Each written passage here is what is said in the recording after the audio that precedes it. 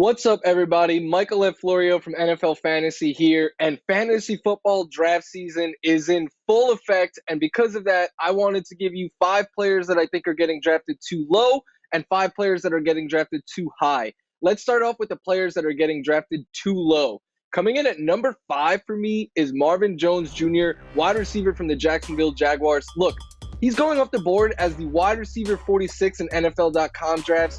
Despite being a top 30 wide receiver in fantasy points per games in 4 straight seasons, and he has scored at least 9 touchdowns in 3 of his last 4 years. And so far, he has been the second most targeted player by Trevor Lawrence this preseason. And I think he has a shot to lead this team in receiving yards and touchdowns, yet he goes the cheapest of all the Jaguars wide receivers. Buy on that value and get Marvin Jones at his price, which is in the double-digit rounds right now.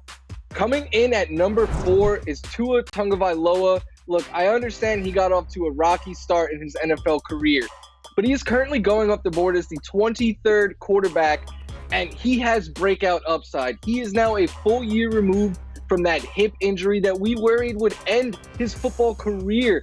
Plus, what are the trend with all these quarterbacks who break out? Great pass catchers around them, and that is what the Dolphins did. They added Will Fuller, they drafted Jalen Waddle to go with Devontae Parker, Myles Gaskins, Mike Gesicki. Lots of weapons there, lots of reason to get excited about Tua Tagovailoa, and you only have to draft him as a backup quarterback, so he's free upside at that price. Coming in at number 3 for me is Chris Carson, and I don't get this. Chris Carson is the 19th running back off the board. We're seeing him fall into the 4th round at times. RB19 is where he's going. He has finished no worse than RB19 in each of the last 3 seasons, so you are literally buying him at his floor. He has been a top 16 fantasy running back in points per game the last 3 years. Plus, he saw an increase in targets last season and has at least 9 touchdowns in 3 straight years. He is just a value right now being overlooked for whatever reason. I don't get it. Coming in at number 2, another favorite of mine, it's Robbie Anderson.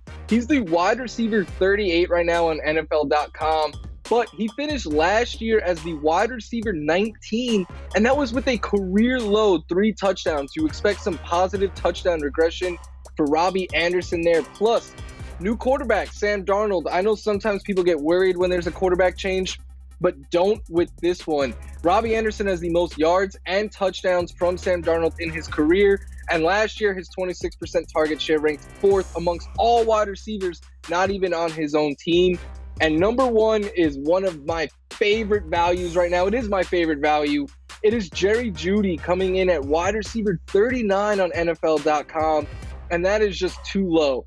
Look, this guy was the number 1 wide receiver for many in the 2020 NFL draft class, and I get it. Other guys have surpassed him, but Jerry Jeudy's going to remind the world why we were all so high on him a year ago. He's a great route runner. He creates space, and Teddy Bridgewater is now the quarterback for the Denver Broncos, and Teddy is going to be able to get Jerry Jeudy the ball quickly and let him operate after the catch. I think he could be a wide receiver 2 with real breakout upside, and you don't got to pay anywhere near that price to get him. But there's a yin and a yang effect here, right? These are the players that were going too low, which means there's always players that are getting overdrafted and going too high. So kicking off that list, coming in at number 5, is Philadelphia Eagles tight end Dallas Goedert. Look, last I checked, Zach Ertz has not been traded yet, and that's what has been kind of propelling Dallas Goedert up the draft boards. In fact, Ertz has been used more in Eagles preseason games, and according to their beat reporters, he actually leads all of their players in targets in training camp as well. Plus, Goddard last year averaged just 7.7 fantasy points per game with Jalen Hurts, who is going to be the Eagles starting quarterback. So do not love him at his cost as the tight end 7 off the board right now. At number 4, I have Adam Thielen, and he is the wide receiver 19 right now. And last year I was all about paying up to get Thielen, but he only had 74 catches and 925 yards despite not missing time due to injury. But he salvaged the season with 14 touchdowns. In fact, he scored 33% of his fantasy points off of touchdowns, the most of any wide receiver. I just do not want to bank on him having to score 14 touchdowns again to live up to his draft day cost. Plus, Justin Jefferson is the unquestioned newfound number 1 wide receiver in Minnesota. So I will be passing on Adam Thielen at his cost. Coming in at number 3 Don't get angry at me, Tampa Bay, but I do not think Tom Brady is worth drafting as the QB8, having to take him in the 5th or 6th round on NFL.com drafts. Look, he's 44 years old. He cannot run at all. He had 6 rushing yards last year.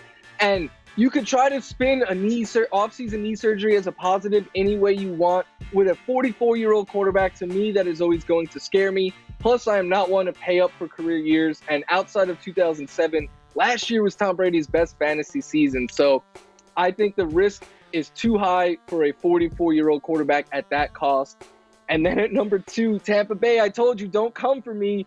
It's Tom Brady's top option there in Mike Evans. He's going up the board right now as the wide receiver 14, despite last year having a career low in targets, receptions per game, yards per game. His air yards went down dramatically. Despite all that, he was able to salvage his season with a career-high 13 touchdowns. 31% of his fantasy points came off of touchdowns. I just cannot bank on touchdowns being that reliable this year, even for Mike Evans. So I will be passing on him as a high-end wide receiver 2. And then at number 1, we're getting spicy here.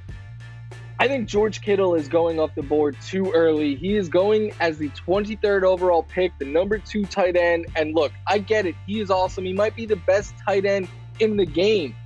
But for fantasy, that doesn't really matter. He had less than 8 targets per game the last 2 years. And this is already a run-heavy offense that is going to have a quarterback change at some point. And with Trey Lance, they could become even more run dependent. Could look something like the Ravens offense with Lamar Jackson.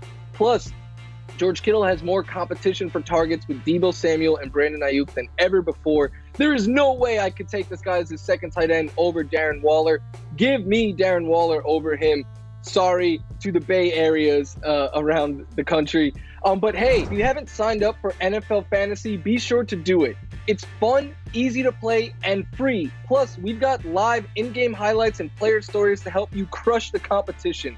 To play, just download the NFL Fantasy app or head over to NFL.com/fantasy. Thank you so much for watching.